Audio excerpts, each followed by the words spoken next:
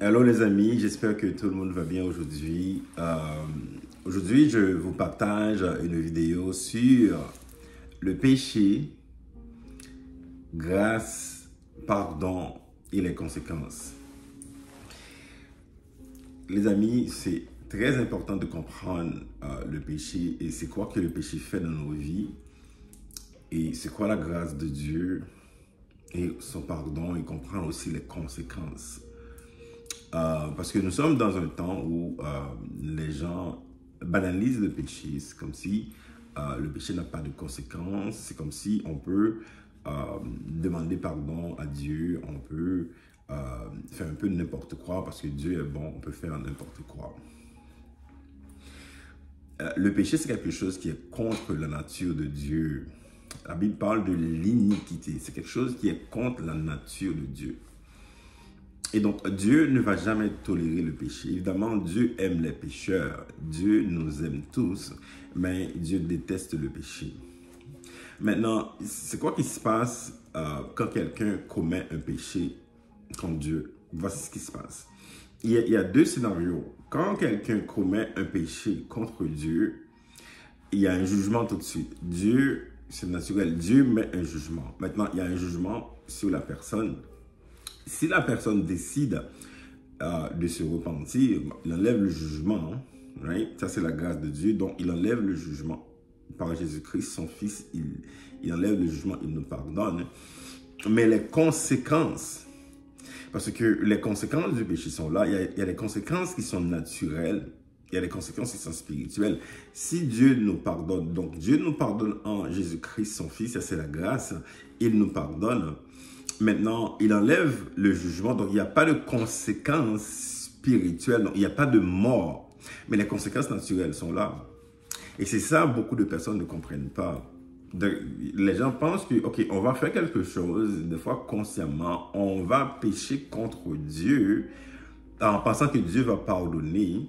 Évidemment, Dieu pardonne parce que Dieu, dans sa grâce, il a prévu de pardonner. Il pardonne l'univers, il pardonne toute l'humanité au complet. Il pardonne tous les humains par son Fils Jésus-Christ. Donc, il pardonne, il y a les conséquences. Quand on demande pardon, évidemment, Dieu enlève le jugement, il enlève la mort, mais les conséquences naturelles sont encore là. Qu'est-ce que je veux dire par là? Je vais donner deux exemples pour comprendre un peu. David a péché contre Dieu. Si vous vous rappelez l'histoire de David avec Bathsheba, il a péché contre Dieu. Il a demandé pardon à Dieu. Évidemment, Dieu a enlevé le jugement. Ouais, le jugement spirituel, Dieu l'a enlevé.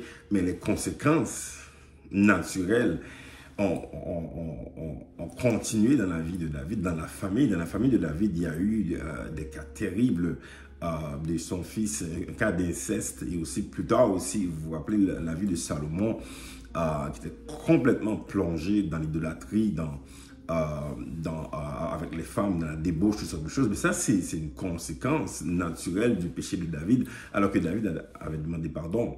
Vous voyez un peu? Donc, les conséquences naturelles sont là.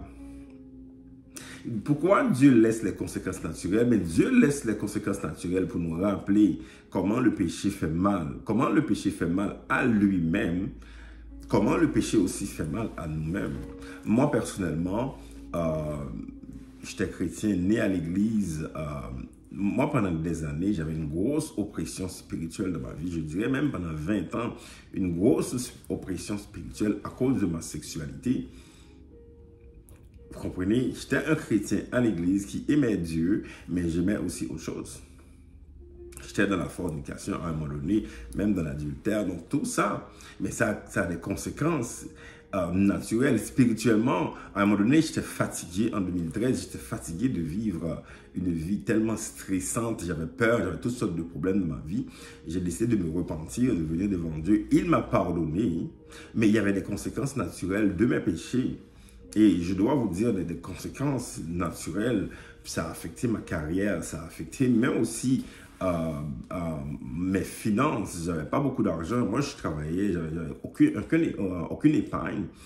Ça, c'est des conséquences de mon comportement. Mais le Seigneur a rétabli ma vie, rétabli mes finances, rétabli beaucoup de choses dans ma famille. Quand j'ai décidé de me repentir, mais les conséquences de mes péchés étaient là. Vous voyez un peu? Et donc, c'est important de comprendre que si on décide de pécher contre Dieu, donc, on décide de pécher contre Dieu, il y a deux conséquences. Il y a une conséquence spirituelle que Dieu peut enlever si on décide de se repentir. Ça, c'est la conséquence spirituelle. Mais il y a des conséquences naturelles aussi qu'on va vivre, qu'on va subir de nos péchés. Et c'est la raison pour laquelle il faut éviter le péché.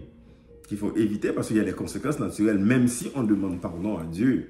Il y a des conséquences naturelles. Quelqu'un, par exemple, qui est négligent, qui décide de vivre n'importe comment, ok, alright, ok, tu vas vivre n'importe comment, tu vas négliger, tu vas négliger la carrière, tu vas négliger l'éducation, mais ça c'est le péché, ça qui te conduit à être négligent, mais c'est négligence, des choses que tu négliges de faire dans ta vie, mais ça affecte ta vie naturelle, des opportunités d'emploi, des opportunités de carrière, des opportunités au niveau des affaires et la confusion, parce que le péché amène une grosse confusion, un manque de discernement. Des fois, on va prendre des décisions, on va faire de mauvaises décisions à cause du péché. Vous voyez, donc le péché a une conséquence naturelle.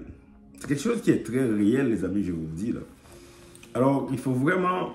La solution pour vous, c'est de marcher dans la repentance à Dieu, d'avoir un cœur sincère devant Dieu. Même si tu es en train de subir des conséquences aujourd'hui, marche dans la repentance. Vraiment, le Seigneur peut te délivrer. Il m'a délivré de l'oppresseur. Je subissais là, pendant des années une oppression spirituelle directement à cause de ma sexualité. Mais le Seigneur m'a totalement délivré aujourd'hui. Il m'a délivré et puis bon, il m'a béni. C'est un homme qui est béni.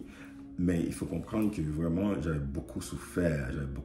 Aujourd'hui, donne ta vie, donne ton cœur au Seigneur. Il va te restaurer. Il va restaurer ta vie. Il va restaurer tes finances. Il va restaurer ta famille. Il va tout restaurer en toi. Voilà. Bonne journée. À bientôt.